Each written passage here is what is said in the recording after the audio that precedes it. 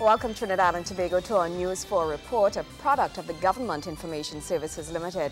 I'm Nicola Barreto. Let's take a look at the headlines.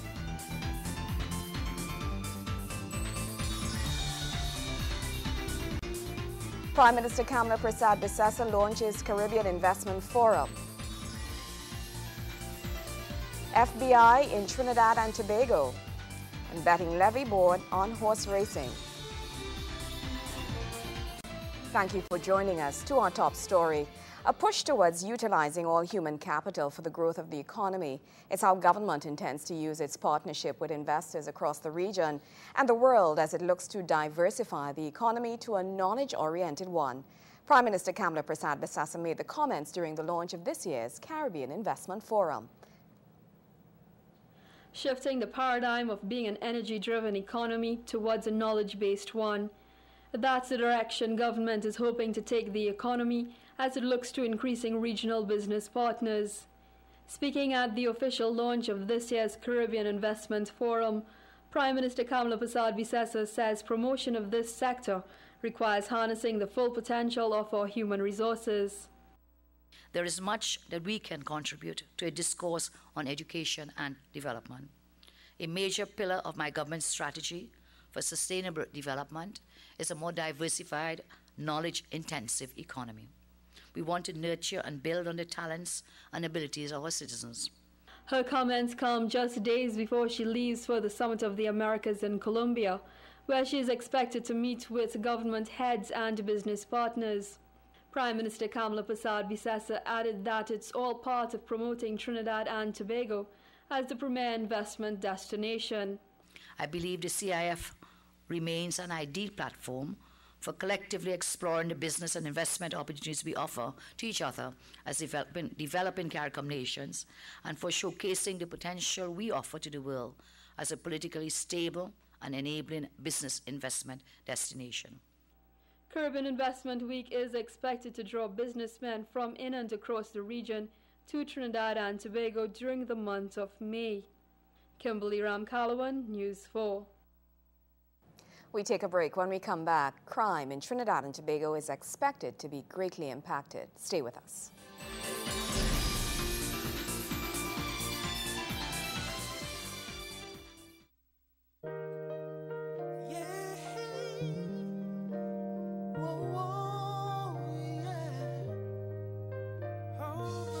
One heart, one mind, one people, time to get ready. It begins with you and me. One you, one me, one home, oh country, get ready. It begins with you and me. Storms and rain, cause hurricane season is coming. So let's come together and help your brother, help your sister. We all need to help one another. We are one big family.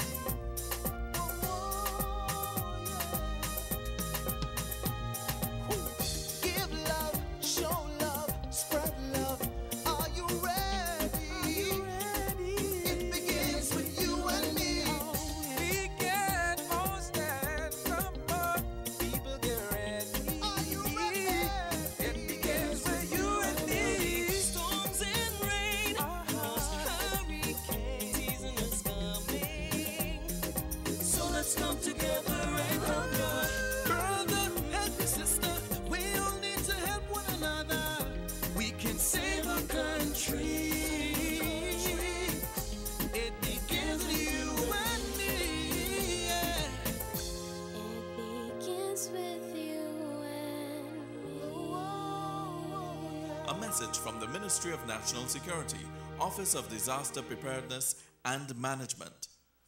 Never leave items like MP3 players, portable DVD players, laptops and briefcases on view inside your vehicle. It is an open invitation for a thief. Don't leave them on show.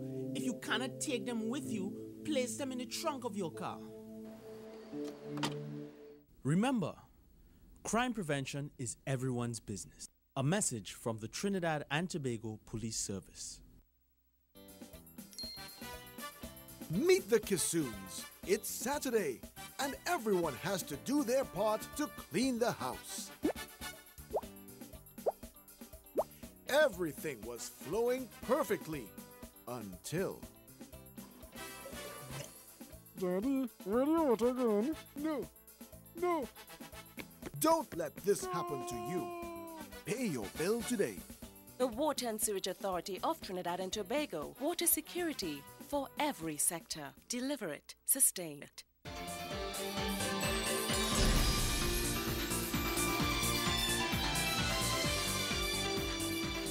Welcome back. Crime in Trinidad and Tobago is expected to be greatly impacted. This comes from National Security Minister John Sandy, who spoke at this region's FBI National Academy Associates Annual Retainers Conference 2012 held in Trinidad and Tobago. Verna Barrett has more.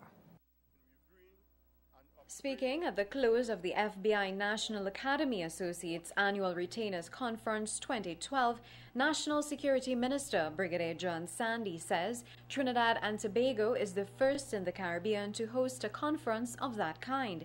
He adds that such a forum can put a huge dent on crime in this country and the region by extension. The government of Trinidad and Tobago proudly welcomes the opportunity to be the first Caribbean country to host this annual FBI NAA conference.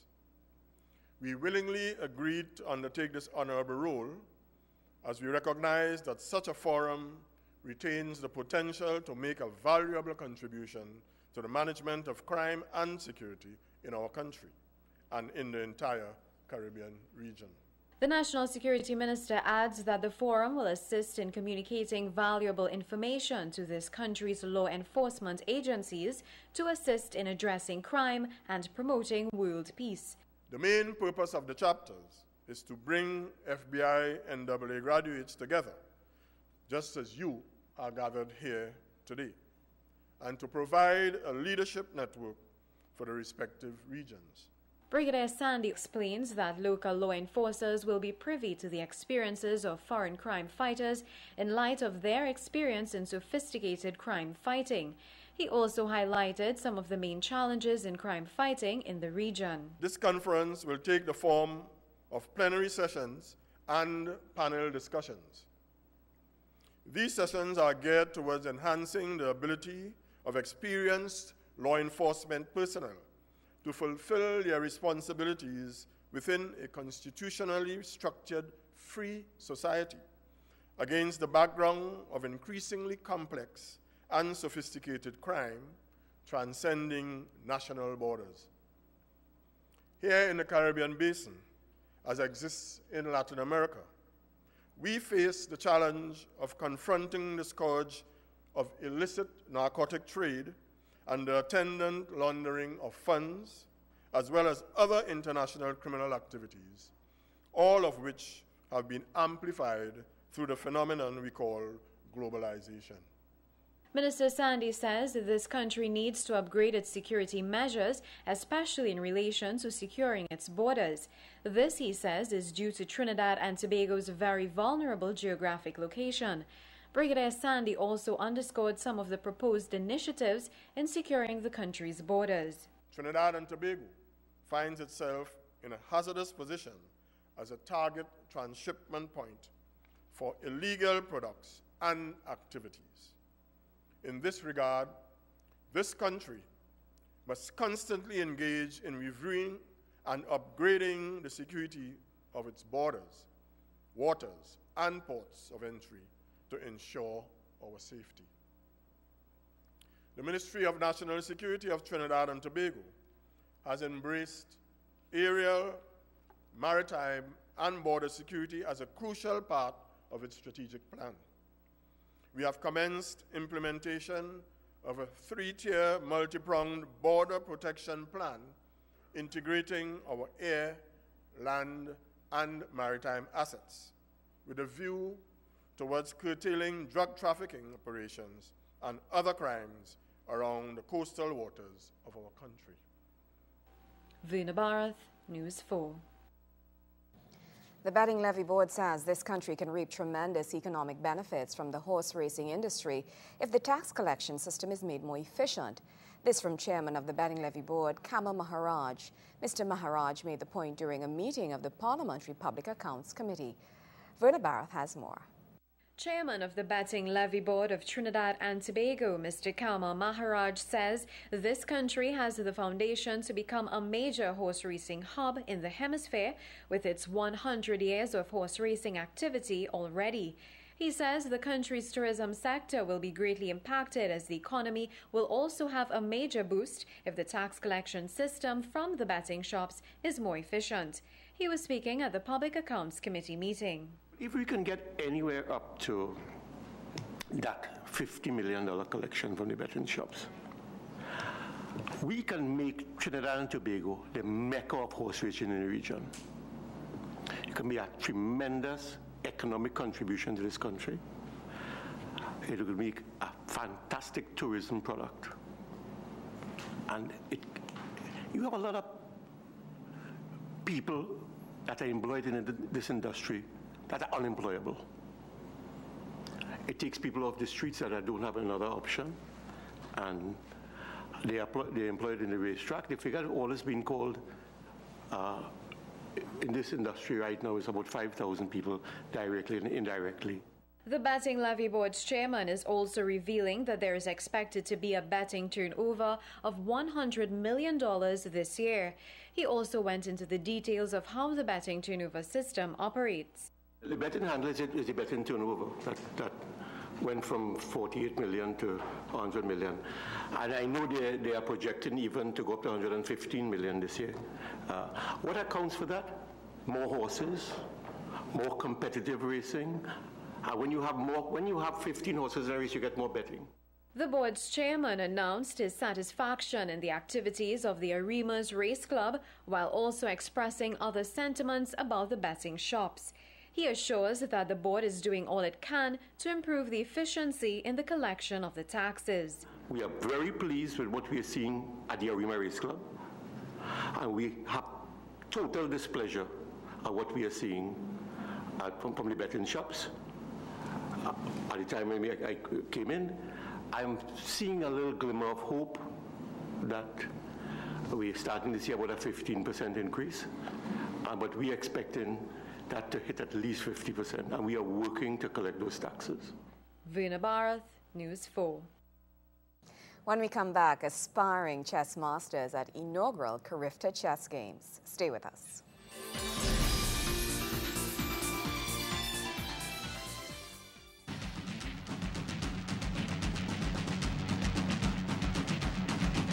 It's amazing the kind of wild game people just come and play on the beach. Boy, imagine big men coming on the beach and pick up some big handful of salad, hitting one another. When the man get at that man, he upside boy and falling on top of Portuguese man over and start the ball. So God like that, something sting me. I say, here we're going on. You need to flush the area with water. Remove all of the tentacles. Apply an ice pack, and if your condition deteriorates, seek medical attention. I remember that man, when that man peel out, so that man even leave footprint. But you see what going with the next two partner. One sneak up behind the next one and push him down in the water and climbing on the man's back and have his head under the water. Yeah, but what about them fellas and them looking man that under the water, holding down their head under the water for more than a minute, Jed? Come on, people. These games are dangerous, so be beat smart.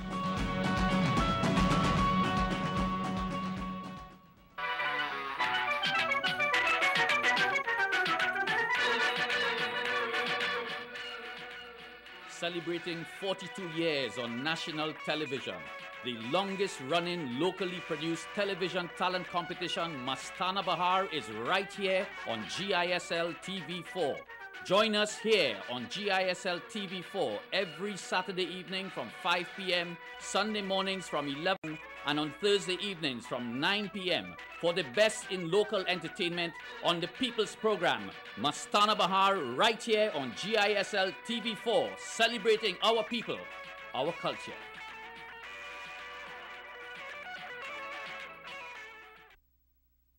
Abuse is when the big people that I love tell me things that hurt my feelings. Abuse is when my mommy and daddy hit me for no reason. Abuse is when I feel neglected. Abuse is when my rights are ignored. There is no reason why our children should be abused. They are our future. The Ministry of the People and Social Development is committed to the protection of children's rights.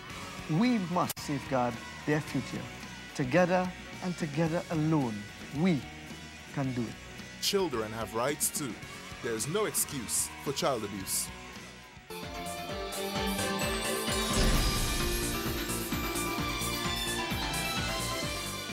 Thank you for staying with us. The inaugural Carifta Chess Games are being held at the University of the West Indies Sports and Physical Education Center, St. Augustine. 7 nations, including Trinidad and Tobago, are contesting the championships and going into the final evening of competition. Today, the home team is in contention for some gold medals. Wayne Cunningham has more, including an interview with the president of the Trinidad and Tobago Chess Association. Going into the final competition, Trinidad and Tobago is in a favorable position to take some of the top honors at the inaugural Carifta Chess Games being held at UB Spec. Joshua Johnson in the under-16 open section and Giovanna Smith in the female under-16s are the top prospects for gold after yesterday's round of matches. Other notable contenders for TNT are Amber De Silva, Shannon Yearwood and Gabriella Johnson in the under-12s, as well as TNT's International Open champion Ryan Harper, who looks set to take the top prize in his section.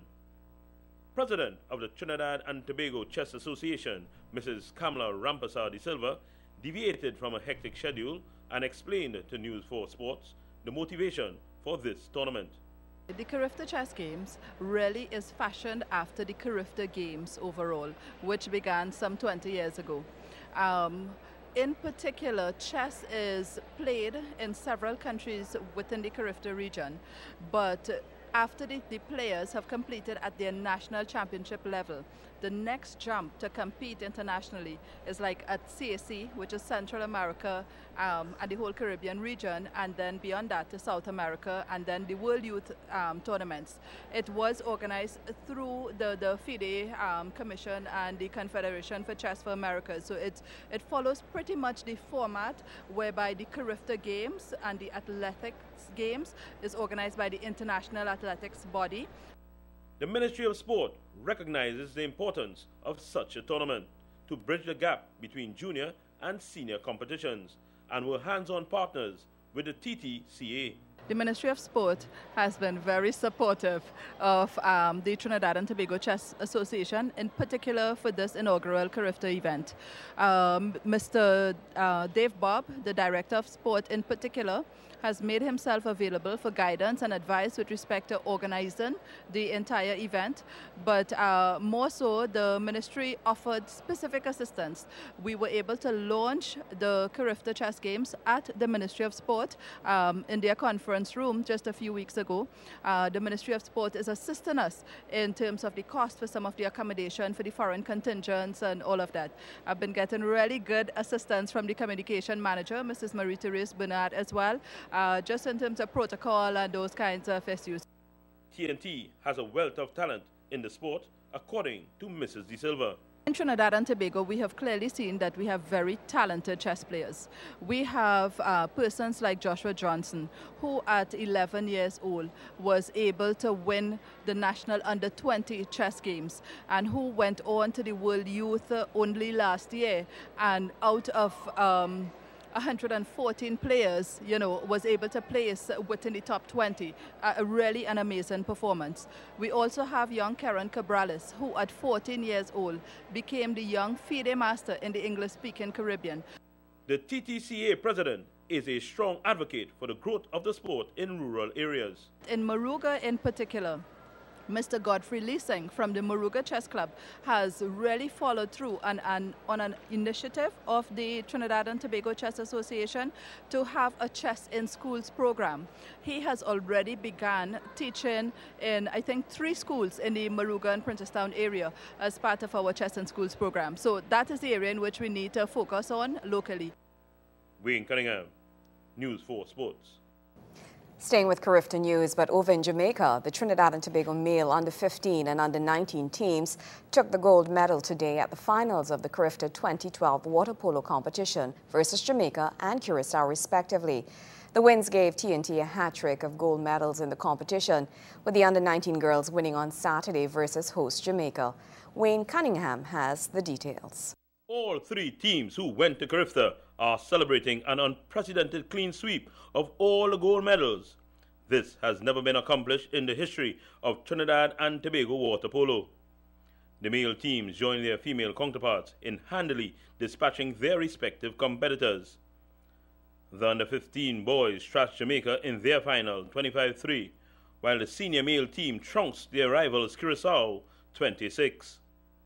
Goal scorers for the 15 and under boys were Adrian Hines 10, Justin Bowler and Dylan Lara 4 apiece, Christian Gillette 3, with 1 each going to Adam Alexis, Keenan Charles, Liam Smith and Christian Sharp. For the 19 and under males, the goal scorers were Jonathan Gillette 6, Daniel Alvarez and Russell Ferreira 5 each, Mark Stobel 2, Ryan West and Daniel Tardier 1. Winning special awards for the tournament in the 15 and under male category were Adrian Hines, who was the top goal scorer and best defensive player. The best goalie was Christian Sharp. In the 19 and under female category, top goal scorer was Anya Welch, while in the 19 and under male category, the top goal scorer was Jonathan Gillette, with Kyron Emmanuel being adjudged the best defensive player. Best goalie in that division was Andrew Tuafu. Wayne Cunningham, News 4 Sports. News 4 continues right after the break.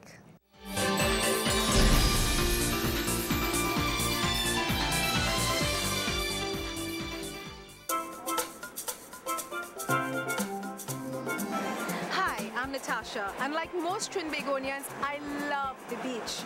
The beach can be fun, but we have to be tsunami smart and know the warning signs. You're at the beach and you feel the earth shake. Run. You see the water moving an unusual distance out from the shore? Run. You hear a strange roar from the sea? Run. If you experience any of these warning signs, run to higher ground. Be tsunami smart and know the natural warning signs. They could save your life. A message from the Office of Disaster Preparedness and Management, United States Agency for International Development, Caribbean Disaster and Emergency Management Agency, UWI Seismic Research Center, and the European Union.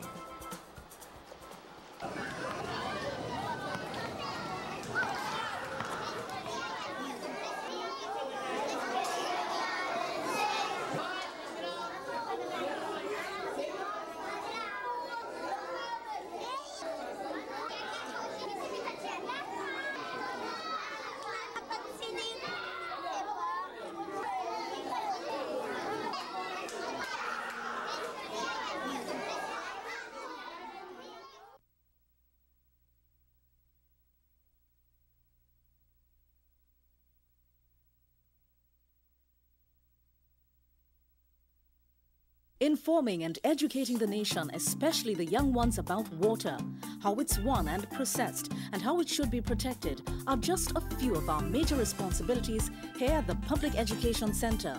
The enjoyable learning environment, cultivating conservation habits, developing healthy relationships, and giving our public an appreciation of the environment in which we produce water. WASA's PEC, the region's only public education center on water. Personal music players can stop you from being aware of your surroundings. Always be aware of your surroundings and periodically look over your shoulder to prevent anyone from sneaking up on you. Remember, crime prevention is everyone's business. A message from the Trinidad and Tobago Police Service.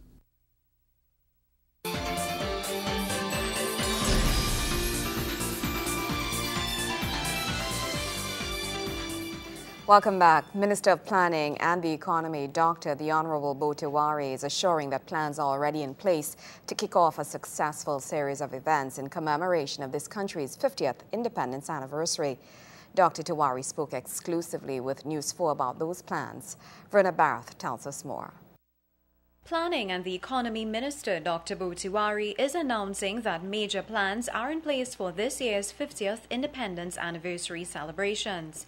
Speaking exclusively with News 4, Dr. Tiwari revealed that a budget is already in place for the grand celebrations. A preliminary budget is in place. It was put in place last year with the establishment under the Public Sector Investment Program. And the budget that we are actually working with now is a total budget of 50 million Trinidad and Tobago dollars. The planning minister adds that the private sector will also be playing a major role in assisting with part of the financing of this major event. Based on the programs that we have outlined so far, about half of that is committed, and there will be other things that are going to be committed.